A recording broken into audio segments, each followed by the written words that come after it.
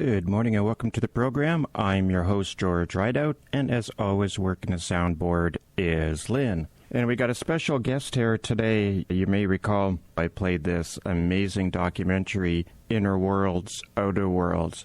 For me, it was really mind-blowing, just everything about it. The narration, the video was just amazing, and the music behind it was beautiful and just really brought everything together. We're lucky enough to have the creator Daniel Schmidt with us here today, but before I introduce him, I'll just give a little background on him, and then for those of you that either forgot, I'll just give play like a 50-second trailer of the documentary Inner Worlds, Outer Worlds, just to reintroduce you to this wonderful doc. And like I say, we just played the audio, and I said it then when I first played the documentary that you really need to go and check this thing out because the visuals are just, the narration itself is amazing, but the with the visuals there too, it was a trip actually, and it was a pretty cool journey. So Daniel Schmidt has been composing music for 4 decades, and through deep meditation practice has come to recognize the musical nature of all being. He obtained an honors BA in philosophy from Western University in '93. After building a successful music publishing company, running a corporation, and learning all the ways of samsara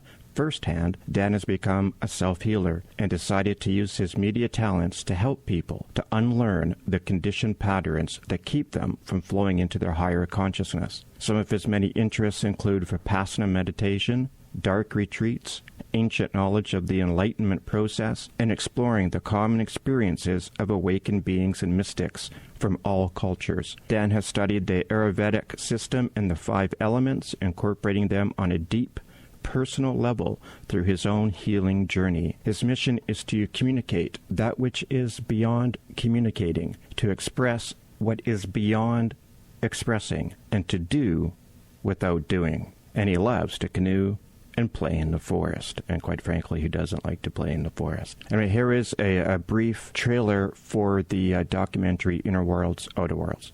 Enjoy. Field that connects all things.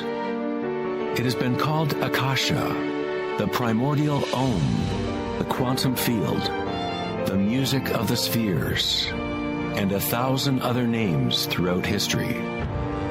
The ancient Vedic teachers taught Nada Brahma. The universe is vibration. The vibratory field is at the root of all true spiritual experience and scientific investigation. It is the common root of all religions, and the link between our inner worlds and our outer worlds.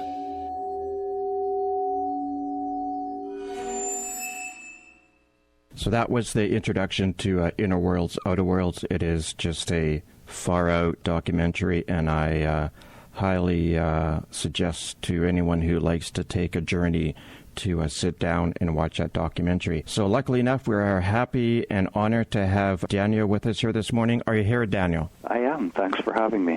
We talked a little bit off air, and I kind of told Daniel that I actually had the first 2 parts for, a while, months, like a couple of months, and kept going back, and I was showing everybody, and I was out in BC for some personal stuff, saw an old friend and showed her, and in my showing her, I went, oh my gosh, there's like 2 more. So I was thinking this would be such a cool thing to play over the air, just the audio, that it would just be awesome. And then having the other 2 parts, I went, perfect, there's a perfect show. So I'm glad that I was showing Autumn your doc, because through that it got me the other 2 parts, and then I played it. I listened to it again, and this time instead of doing it like on a little tablet or something, I did it, or a laptop, I did it on my big home system, and it's got a nice big screen, and wow, I mean, everything just came right out. It was just crisp and clear, and for a first documentary, man, you just hit the ball out of the park. Oh, thank you. And the fractals really do look better on a big screen, for sure. There's so much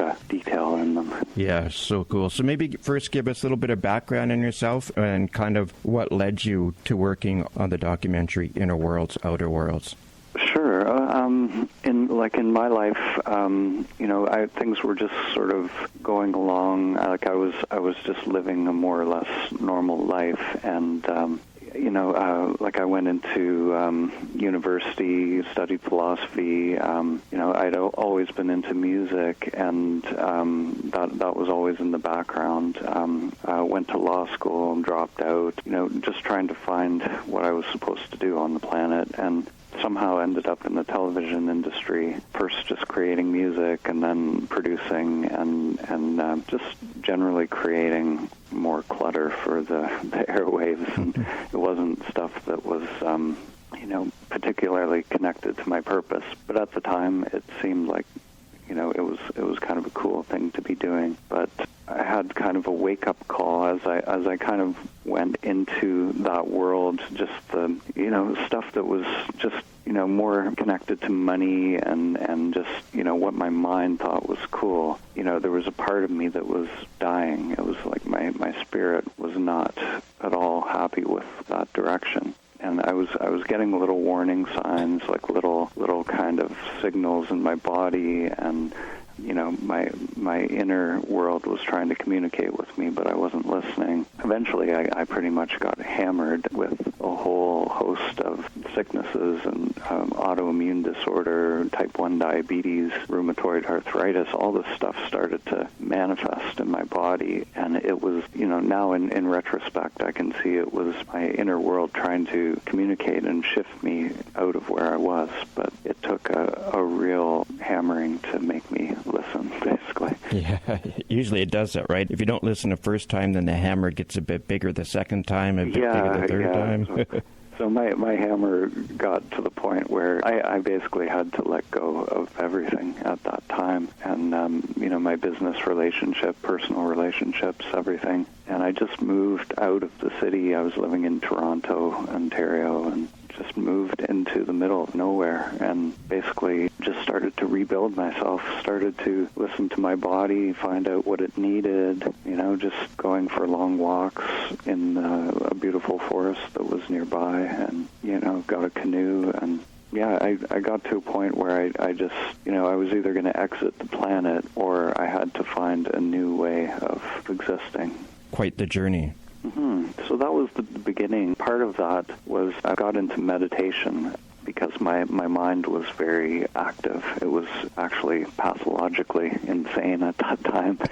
So I just had to find the off button. I just, that was my only thing that motivated me. I couldn't sleep. I had insomnia. I heard that meditation, you could quiet the mind. So, but, in the big picture, meditation is so much more than just the off button. It's a direct connection to who we really are. So, so that was my doorway into all of this stuff and this, a whole different world. And I got into Vipassana meditation, doing the 10-day retreats. That was, there was just something that really resonated with me. As soon as I got a taste of it, it was like, it was almost like remembering, this is, I know this is important. This is what I'm meant to be doing. I always wanted to try a Vipassana meditation. One of the first shows that I did out here in Winnipeg was of this, I don't know what you would call it, the leader of the Vipassana meditation or the lead organizer or whatever. He had him on the show and he talked about it a lot. I always thought I'd really like to do it, and what I really liked about it was the silence aspect of it.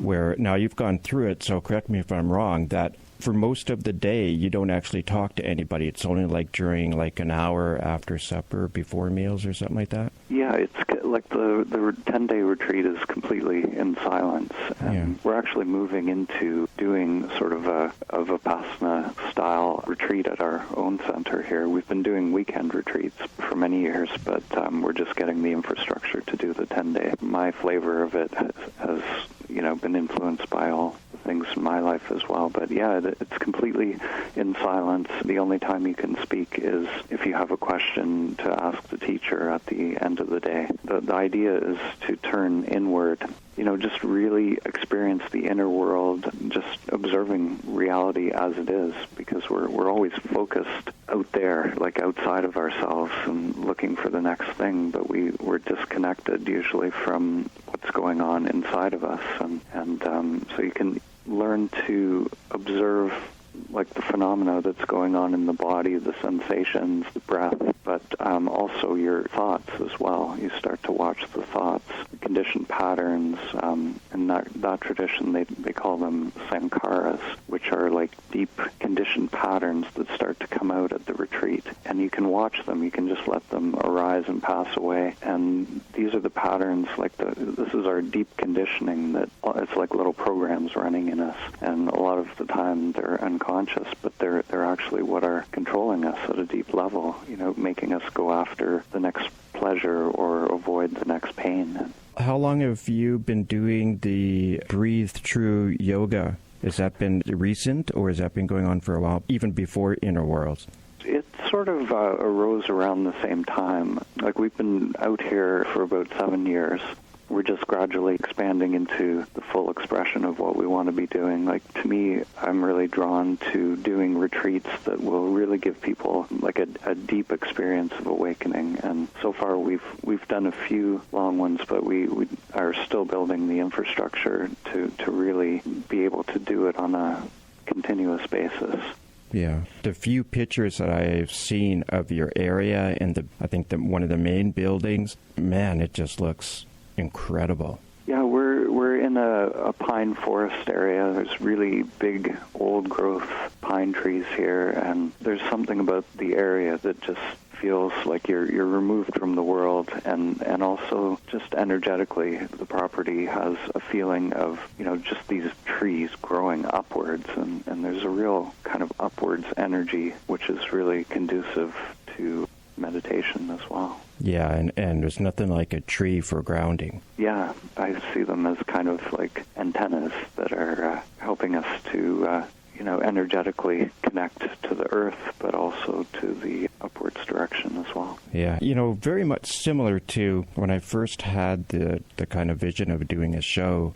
I'd never had done any broadcasting. I was always an introvert and hardly talked. But I had this thing of, well, it was a few things. I had a couple of visions. One was I did a Chenrezig meditation with His Holiness the Dalai Lama in 1990, and I thought that would be really cool to play on the air. And then the other one was just sitting like in some place like Machu Picchu, just rapping with a South American medicine person. And I also had this theory with radio waves, and I guess it's not just a theory, how radio waves just go out. And they go across the earth and out into space and just keep going and keep going.